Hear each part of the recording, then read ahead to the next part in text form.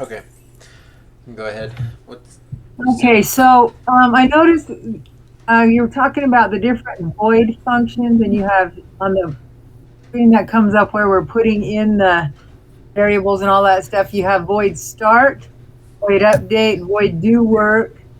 I saw a fixed update. Is it like there's just a whole bunch of those different functions? You just have to learn what to use, or is there like where does do work come into play and those different things? um do work? One that you were putting on, I think the last thing that you were working on, you put, I think you said void do work or something like that. Let's see if I have it. Oh, no, it wasn't a void. It was just so under, let's see which one was it you were Was it working just? on. Was it like? Um, Let me share my screen. Under void update, then you put do work parentheses. And under that, debug.log parentheses is alive.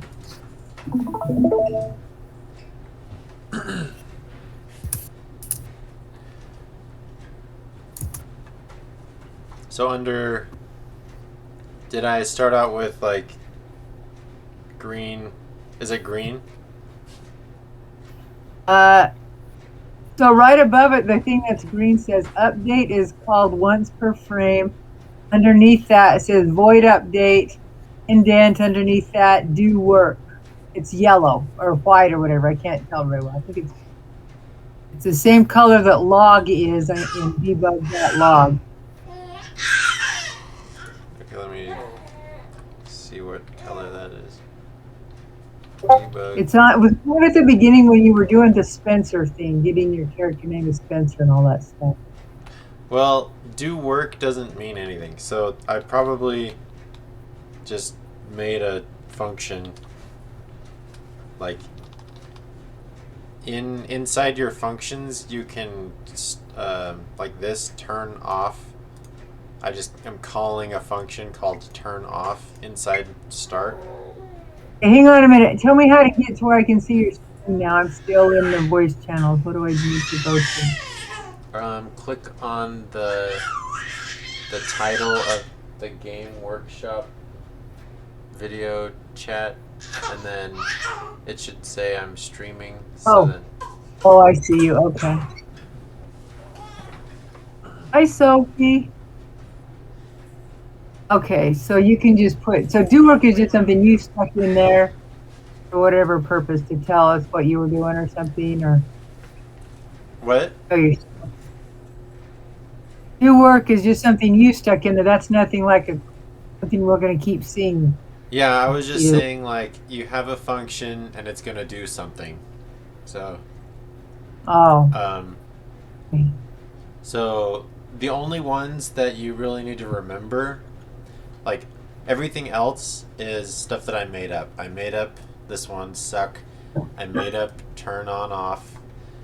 Um, but the ones that you need to remember are start and update and um, fixed update. Those are like the three main ones. There's a couple more, but um, most of the things that we do are going to be stuff that we just make up.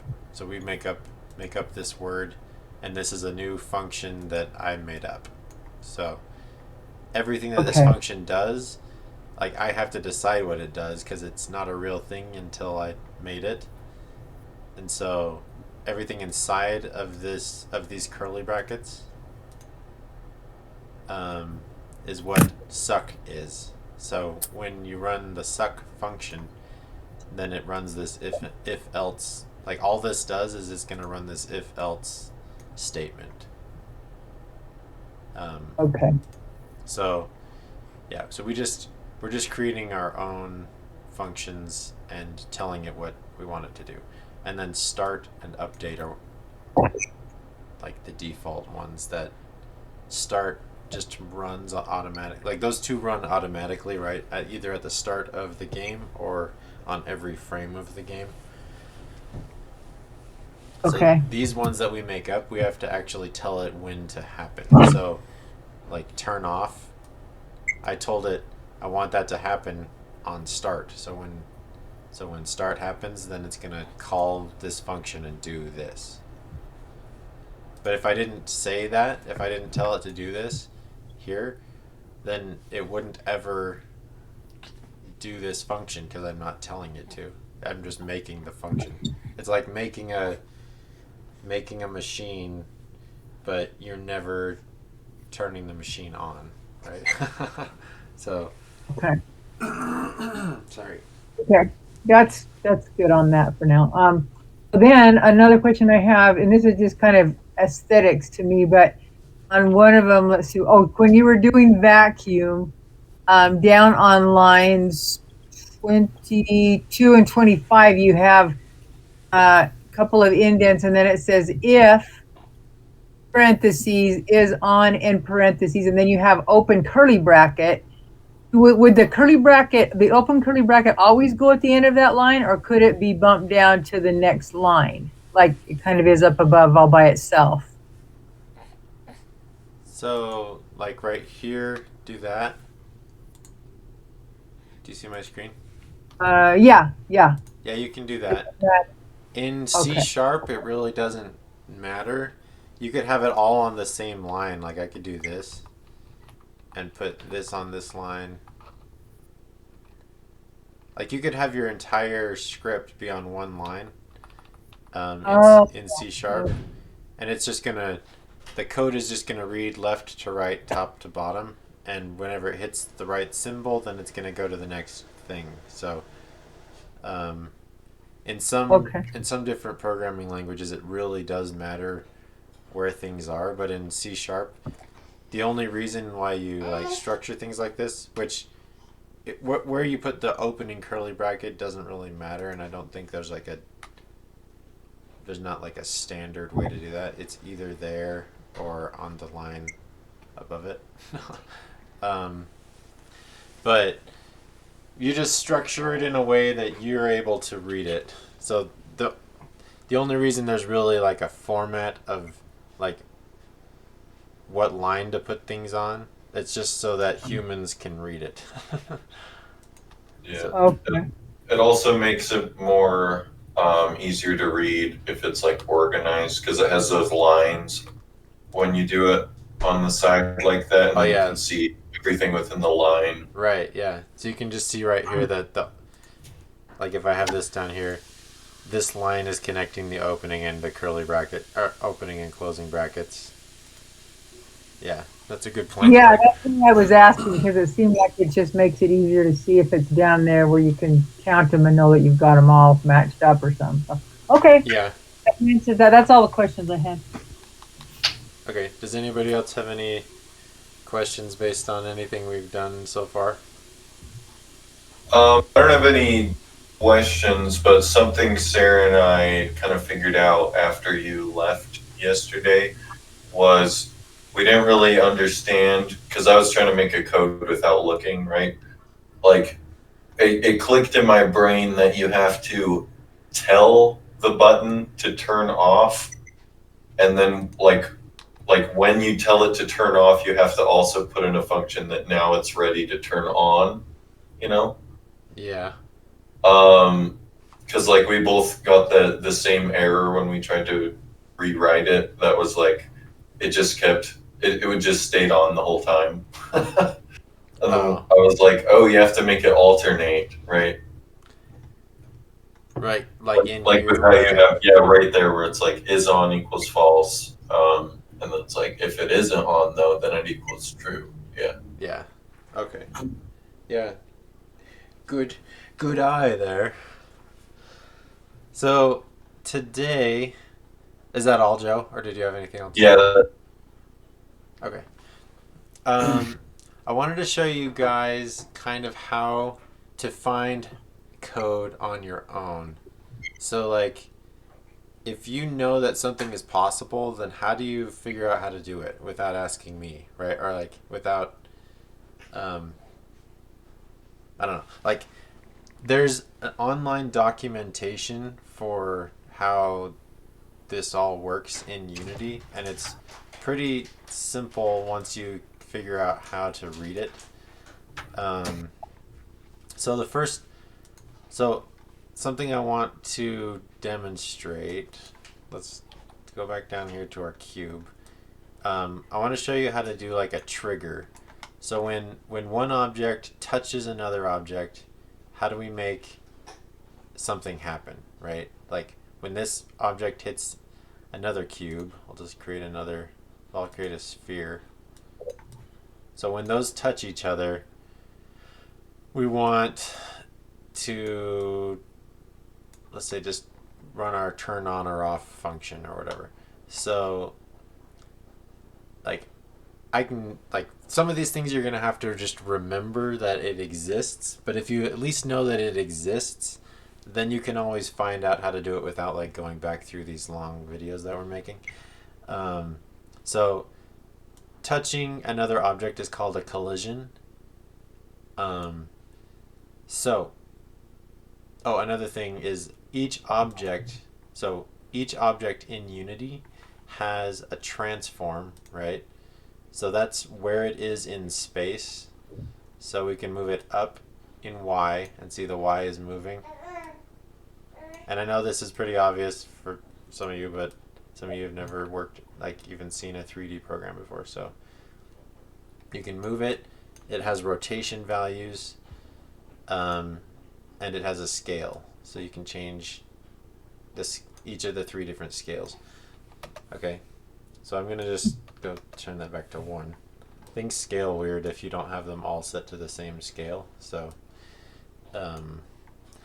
so that is transform, and then down below that we have a mesh renderer, which is what makes it so we can actually see the cube or the sphere or the cube. Mesh just refers to the geometry. So if we zoomed into the mesh renderer, there should be a spot that we could change it to see the wireframe, but off the top of my head I don't know where that is, but it doesn't really matter because we don't need to see the wireframe right now. But you can change it to be solid or be wireframe, and then you could actually see the edges that are creating this object. Actually, we can see it right there. You can see the when you have it selected, you can see the wires that are creating this ball.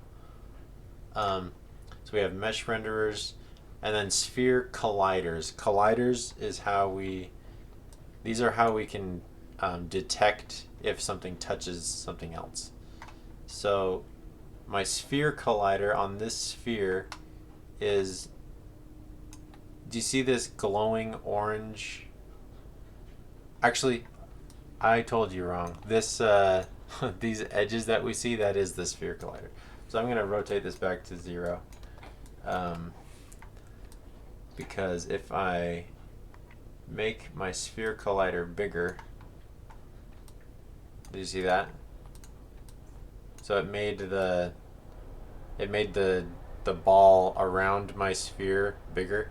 So this is the area. This is what something, if another object enters this bubble, then that's when the collision is going to happen.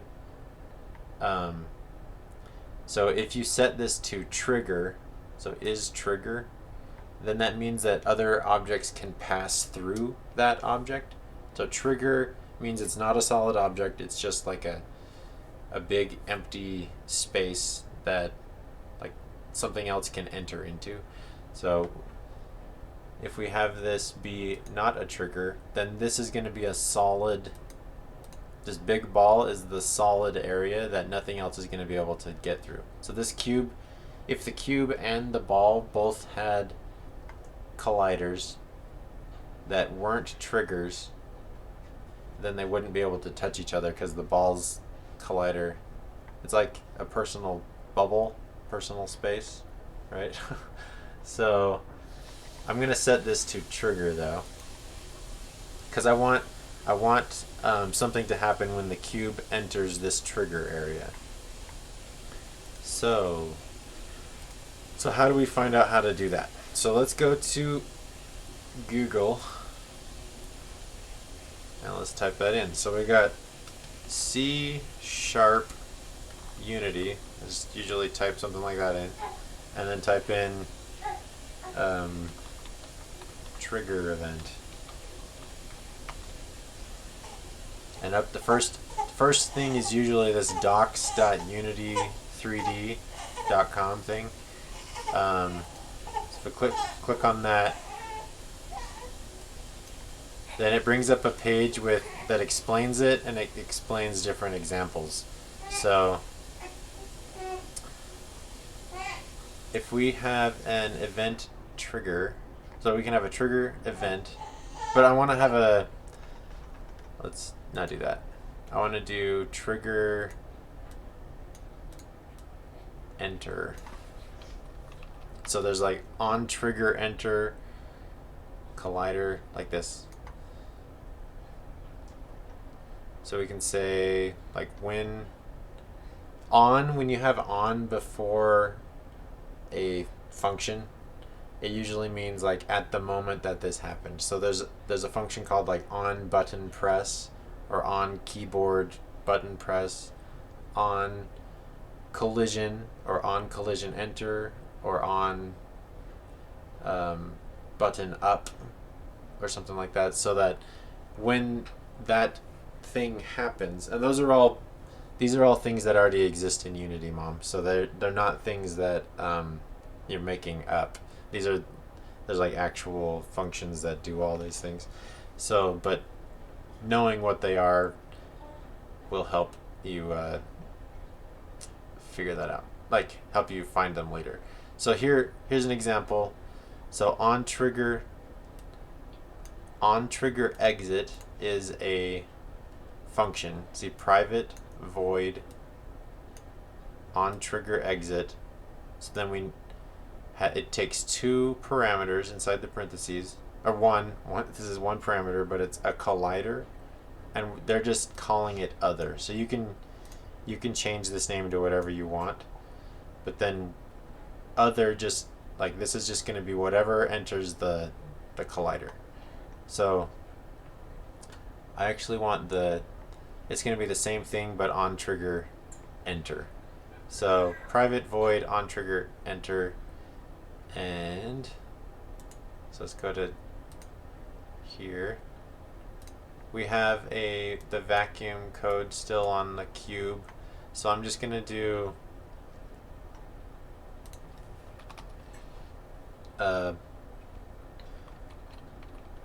private void on trigger enter. And how come it didn't correct it for me?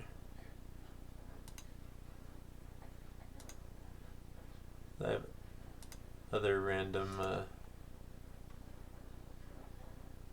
extensions open, I think.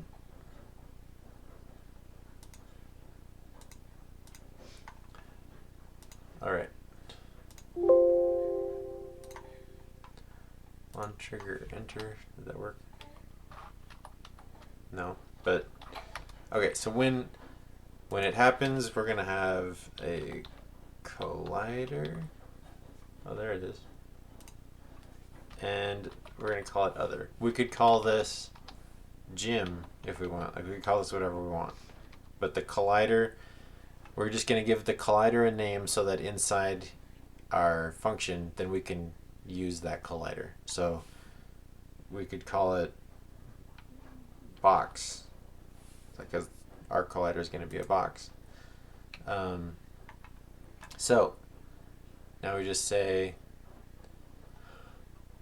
like when actually we're going to have it enter the sphere. So the collider itself is going to be the sphere. So this is actually something we'd want to put on the object that has has a trigger. So let's make sure this guy has a box collider. We can he can have a solid collider and a box collider, so we could add another one. We let's add a box collider. And this one's going to be a trigger, and this one's going to be just a little bigger. So I'm going to say 1.2. So now my collider is a little bit bigger than my cube. So when the sphere enters my cube's collider, that's when the event is going to happen. So now in my script here, when this happens, I could just say turn on or off, right? I could just call that function. So we don't have to have a button anymore. We just call a function when something enters that collider. So let's save this. And now if we look at our script, where's my vacuum? Okay. Text. Alright. So if I hit play now, oh, and I need to have these, I'm going to pull my game window down so I can see my game and my scene at the same time, so I can make them touch each other. So I'm going to hit play. Okay, so it's playing, and now I can grab my sphere.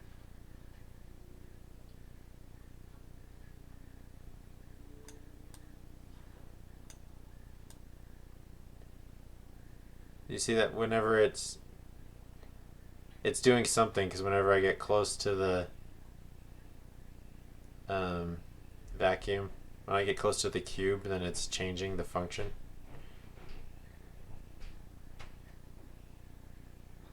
So that's how a trigger enter works. So if I want my cube, or let's see, I'll make my sphere's collider smaller because it's huge. So there, hit play again.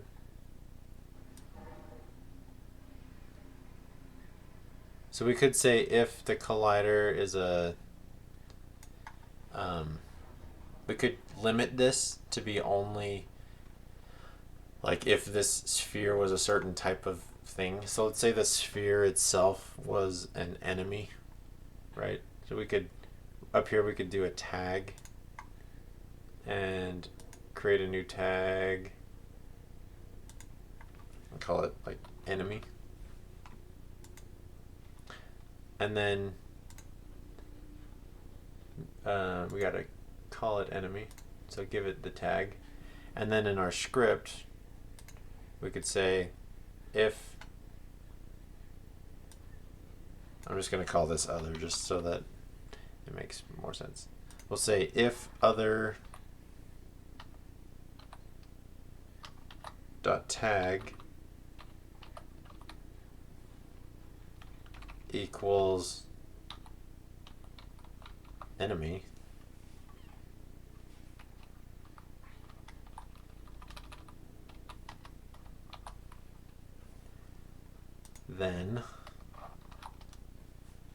then do the function.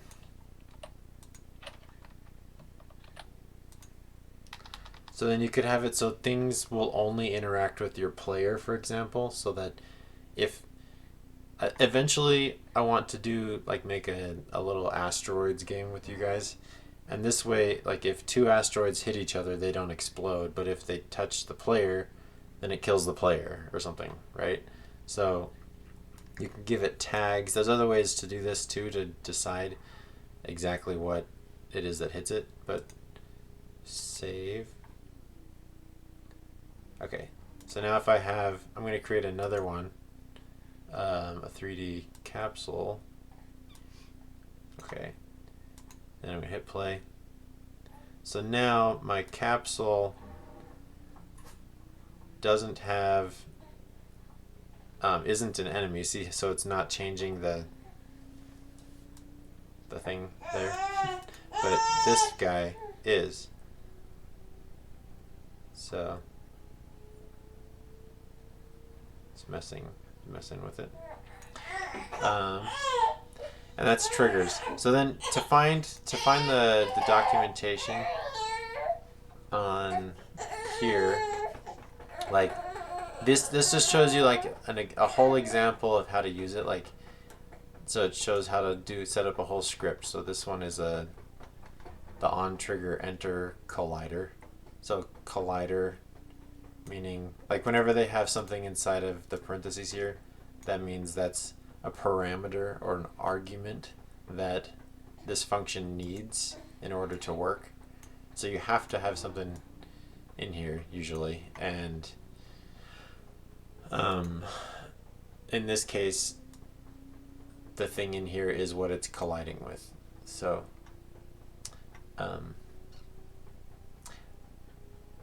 do you guys have any questions, right? Like what questions are on the tip of your mind right now after seeing this? I'm just, this is probably not important, but I'm just wondering how we're going to make things happen when they collide other than words pop up on the screen, like explosions or whatever. It's going to take place. So what's something we could make happen? What should happen if, like, we could change the color. Let's say when the sphere touches the cube, then the cube is going to change color. Should we do that? Just to give you something. Something else that's happening besides words. So let's look that up. So in here we can search Unity C# change material color or something. Set color, so there it is. So we have a set color function, which needs a string and then a color value. So let's see how this works. So void start creates a new cube primitive to set the color on cube, which we can create a public game object for the cube, and then we will set the color. So here. So if we do this, what we're gonna do is make a public game object that we can just drag the cube into, and then we'll get the renderer component, and then set the color to something. So in our function, go to our vacuum, and we're gonna say public game object, and call this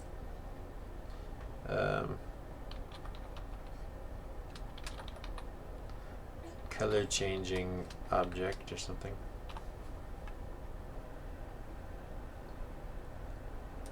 Oh, why doesn't it like that? Public game object. My autocorrect's not working, so I'm not sure. Okay, what is it? Game object, they're both capitalized.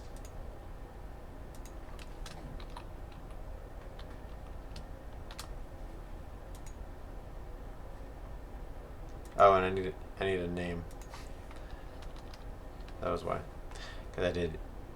Oh, anyway. So this is what it is, and this is the name of it, and I was setting it to a random value. But so public game object, and our game object is going to be this color changing object. So then in our start function, we need to get the renderer, which to get the renderer, we do make a renderer, and then do get component renderer. So we'll call, say, variable cube renderer equals get component. How did this work? Get component renderer.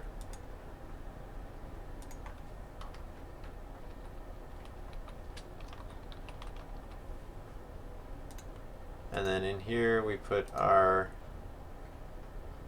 game object, our cube dot. Okay. So this is going to be this. So we're going to take this. That's going to get the renderer for that game object.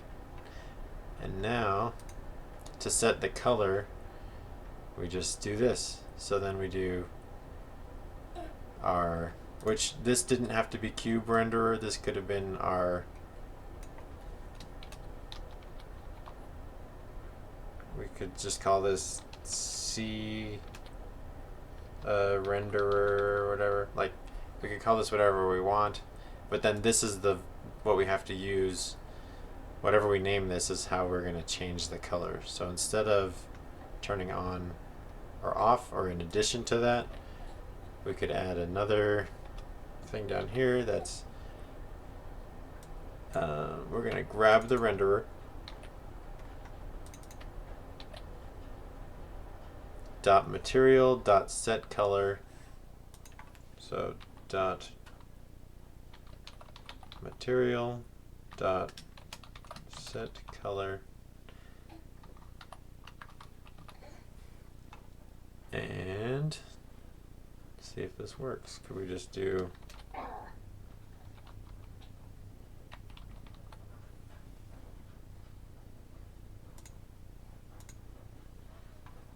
so I'm not sure where this string is coming from. Call set color using the shader property name color and setting the color to red. So maybe we do need that. It's usually safe to go with what they say in the documentation. But semicolon.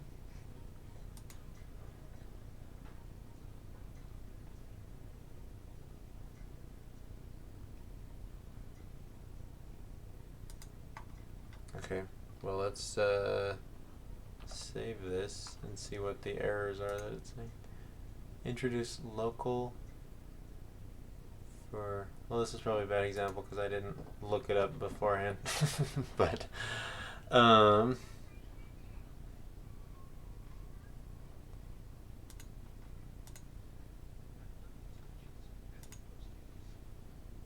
see what the errors are.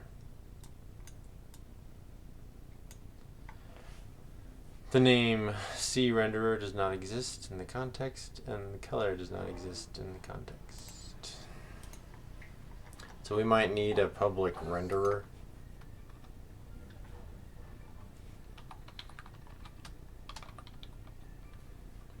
Renderer, and we'll call it this.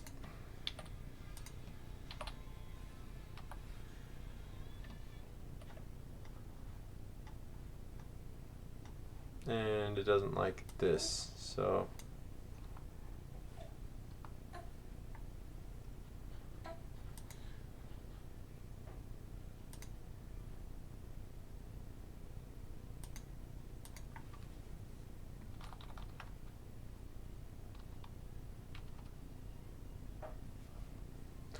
okay, it needs a string. Oh.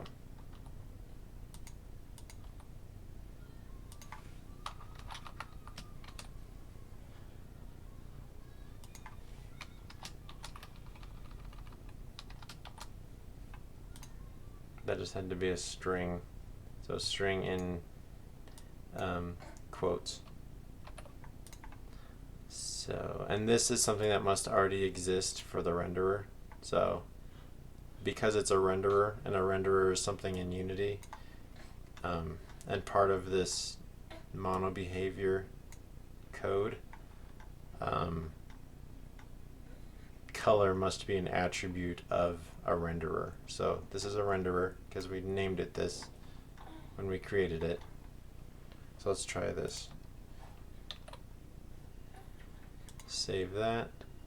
See if the errors go away. And try hitting play. Oh, and I didn't tell it which object. So on my cube, I'm just going to drop the cube into itself. Oh, why not? Let's change the capsule's color.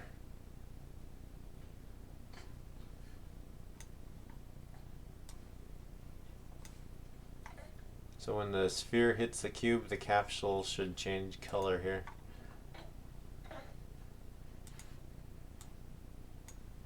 And we need, it automatically changes it over here. So when it turns on, let's just copy this same line and do like green.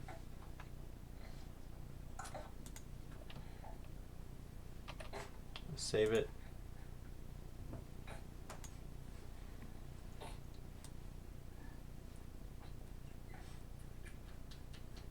There. Boom. Boom.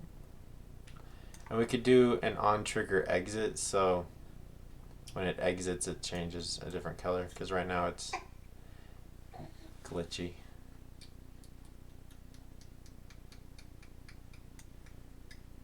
Or say on trigger, yeah, so we could do the same thing. Say on trigger exit, and it's the same as an on trigger enter except for the word exit. And I'm just going to say whenever the sphere leaves, then I'm going to change it to like blue. So when it enters, it's going to switch back and forth between red and green, and when it exits, it'll be blue.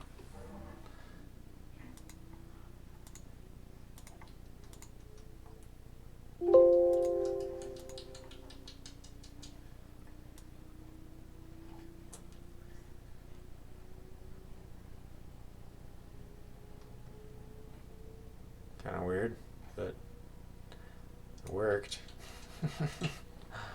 So basically, like that. I don't know if that answered your question, Sarah, but we can basically do anything. Like everything is going to be based on these functions, and then we're just right now learning different ways to actually call a function. So right now we have a button, like we can use a button to call a function. Or we can use a collision to call a function, or we can have something happen automatically on start, or something, every object that transform, remember every object has a transform position and rotation and scale. We could say,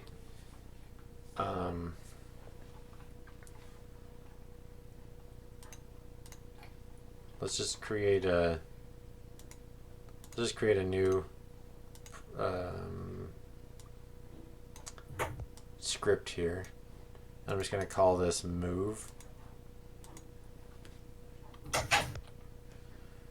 Okay, this is going to be my move script, and I'm going to say whatever is on, like whenever this is working, I'm going to have a fixed update. And I'm going to put something in here. So on every frame, it's going to look for this. So this refers to the object that has this script on it. And then I'm going to do dot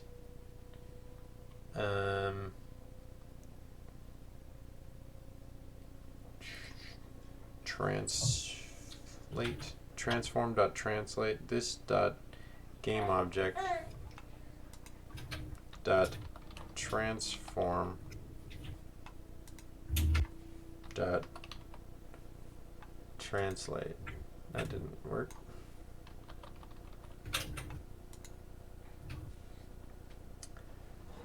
Dot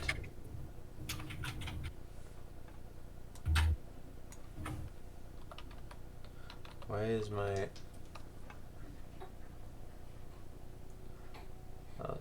transform.translate vector3.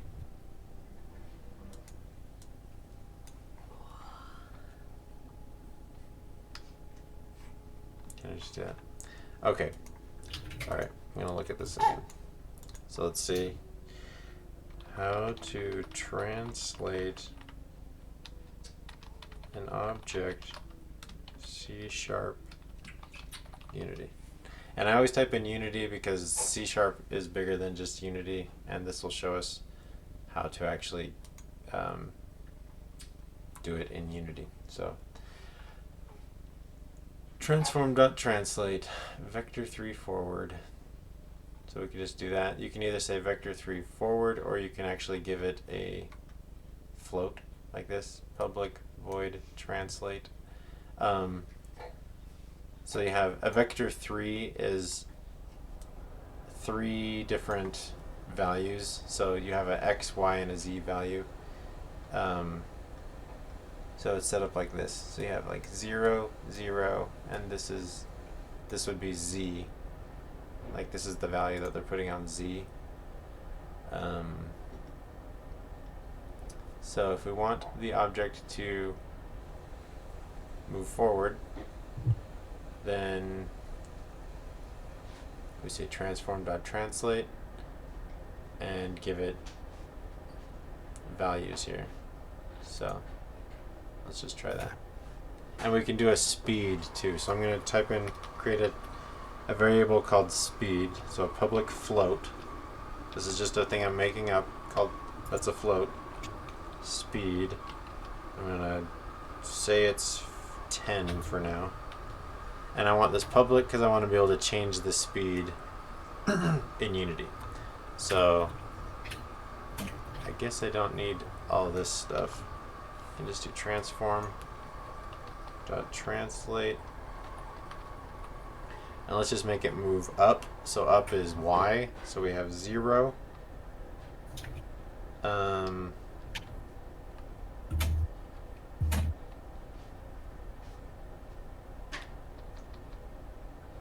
Transform.translate. And we could do what they did just as an example. So time.delta time is how much time is actually on the clock in the game. So as soon as you hit play, then there's an internal clock that's going. So we could print that time and it would just show you the seconds that the game has been playing. And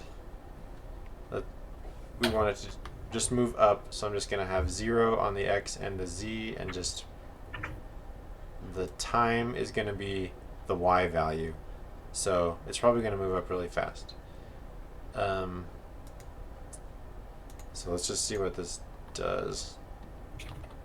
And then we can use this speed element to change that. So I'm going to go to my... How about my capsule? And I'm going to give it the move. Just hit play. Oh, okay, it's not that fast. But if I wanted it to move faster now, though, then I could do time.delta time times my speed variable, because I created a variable called speed. So now it should move 10 times as fast if I save this.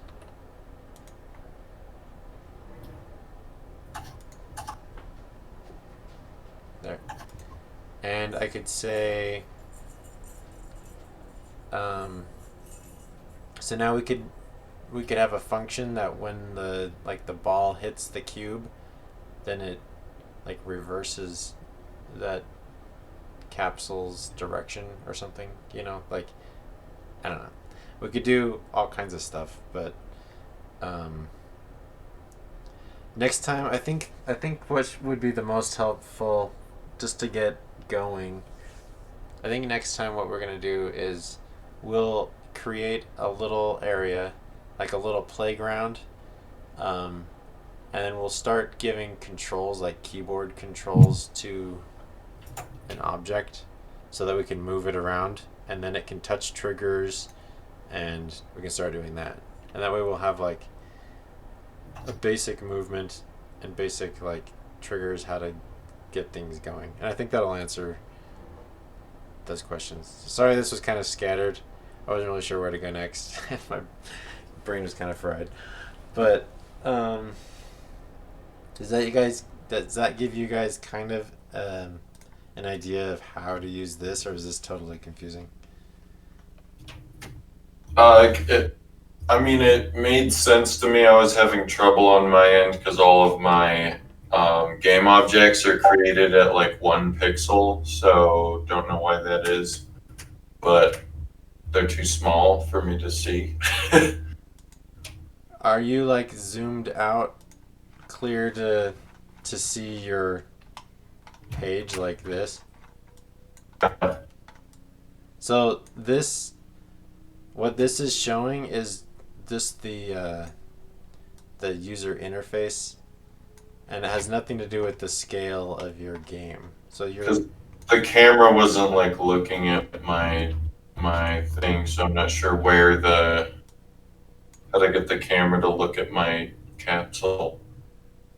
So click on your capsule, and then in the 3D window, hit F, and it'll zoom into it. And then your camera is right there. So if we show the game, like if I pop this down again, so I can see the game, then if I move my camera here, then it shows what it's looking at. Camera even go? I don't even see my camera. Well, you can find it in your, click on main camera in your list right here on the left and hit F. And then it'll zoom into your camera, or focus, and you can just zoom in. Oh, there. So if I wanted to look at my text object or my button, then do that, hit F. That way you can get around without like trying to scroll around and change it. You just click on an object and then in the 3D window hit F and it zooms to it.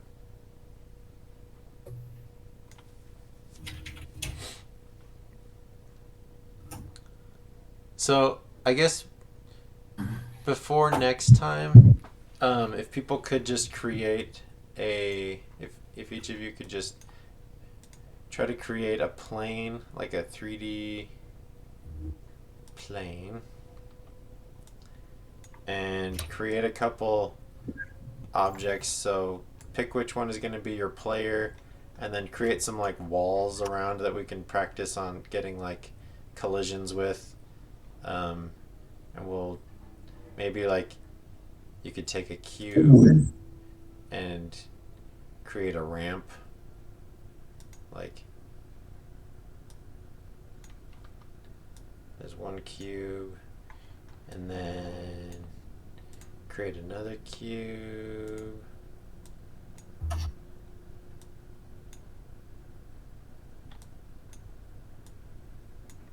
rotate it, and it could be a ramp type of thing. And then we can try to get our little player thing able to move around on our little obstacle course. So just like put up some walls that we want it to collide with. It could even be a maze if you wanted to. Then we can practice getting. Well, if it was a maze, we could do other stuff with that too. But for now, just build kind of like a little playground that we can practice moving our player around in, and see if we can get like the player moving, be able to move up. We might be able to get a move and a jump next time, and then we can start player movement, and that's when it starts getting interesting, I guess, because then you're actually making something that you can interact with. So let's do that. Does that work? Yeah. Yeah. Okay. And how